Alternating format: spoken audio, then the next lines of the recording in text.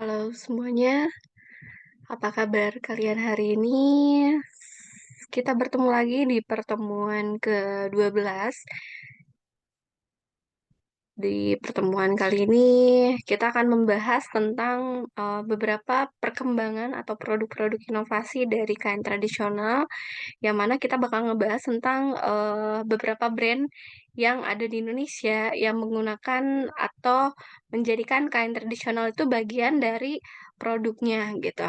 Oke, mungkin tanpa berlama-lama saya langsung share screen saja sebentar.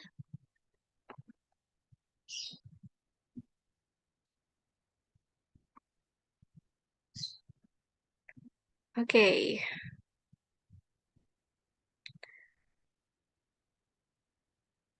sip. Nah, di pertemuan 12 ini kita bakal ngebahas tentang kain tradisional ya, khususnya di kain Nusantaranya. Nih, di pertemuan 12 kita bakal ngebahas tentang perkembangan aplikasi tenun tradisional pada produk kontemporer. Mungkin beberapa produk di sini bakal ada yang udah kalian pernah lihat atau mungkin desainernya kalian kenal gitu. Intinya di sini hanya ada beberapa desainer yang bakal saya contohkan. Selebihnya mungkin kalian bisa amati sendiri ya, baik itu di sosial media ataupun mungkin di internet atau mungkin di acara-acara event show gitu, fashion show fashion gitu ya, di FW ataupun lainnya. Oke, nah intinya tapi perkembangan kain tradisional di sini coba kalian amati dan kita rasakan juga mungkin ya gitu ya, bahwa fashion saat ini itu sudah sangat berkembang pesat banget gitu ya, termasuk juga kesadaran atau apa ya, aware-nya masyarakat kepada pelestarian budaya bangsa ini juga lumayan meningkat gitu ya. Jadi banyak sekali brand ataupun desainer yang memang mengembangkan kain tradisional untuk dijadikan sebagai inspirasi atau bagian dari produk yang dihasilkannya. Oke. Nah, jadi perkembangan kain tradisional di sini lumayan cukup apa ya, signifikan. Di sini saya akan meng-compare data dari kain tradisional pada penggunaan budaya dan kain tradisional aplikasi pada produk fashion kontemporer. Oke, jadi kalau dari segi makna, jadi kalau yang secara penggunaan budaya biasanya itu memiliki makna yang tinggi gitu atau makna yang disampaikan secara turun-temurun, warisannya nenek moyang gitu. Sedangkan kalau yang dari fashion kontemporer, biasanya makna yang terkandung dari kain tersebut sudah agak sedikit bergeser gitu ya. Karena memang biasanya dikaitkan juga dengan perkembangan zaman gitu. Nah, tapi biasanya apa ya, tanpa menghilangkan si tradisi itu, pemahaman tradisi itu. Oke, selanjutnya kalau dari estetika ini biasanya terjaga secara turun-temurun gitu. Jadi inovasi motifnya pun tidak terlalu banyak berkembang kalau yang budaya gitu. Sedangkan kalau yang fashion kontemporer biasanya terjadi perkembangan desain, material ataupun warna gitu ya, ataupun mungkin bentuk-bentuk motifnya gitu ya, yang terlihat secara umum itu biasanya lumayan sedikit berbeda gitu dengan yang aslinya atau yang tradisionalnya. Kemudian kalau untuk fungsi, biasanya fungsinya itu lebih kayak ke kain ya gitu.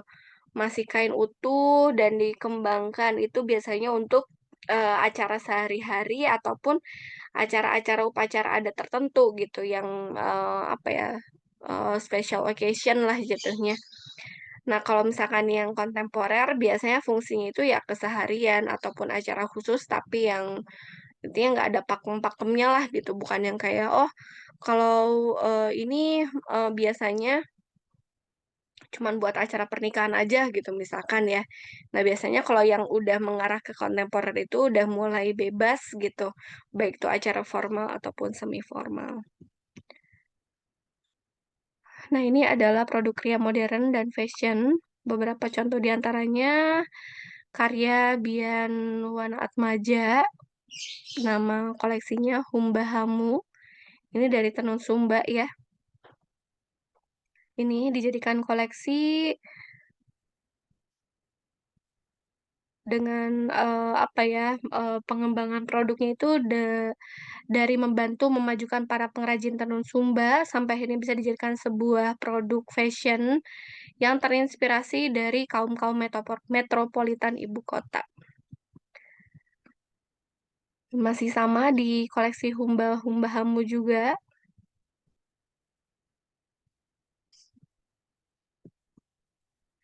Nih, kalian nanti bisa cek ya di LMS, nanti ini sudah saya share materinya, kalian nanti bisa cek videonya ada di YouTube atau mungkin googling aja di YouTube langsung.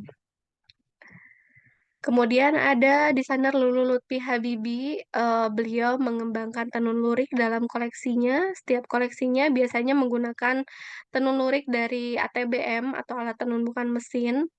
Biasanya selain di show juga di beberapa produk koleksinya itu menggunakan pengaplikasian tenun lurik ya. Mungkin ada yang tahu ya Lulu Lutfi Habibie? Kemudian Anne Avanti, di sini beliau mengembangkan batik biasanya untuk dikombinasikan dengan kebaya, dengan segala macam desain, baik itu mungkin yang, sengaja dibuat untuk fashion show ataupun untuk koleksi di butiknya. Tapi biasanya Navanti ini mengembangkan kain etnik juga ya gitu, bukan cuman batik tapi, tenun juga ada gitu dan kain-kain etnik lainnya. Ini masih di Ana Avanti juga, kalian nanti bisa cek ya.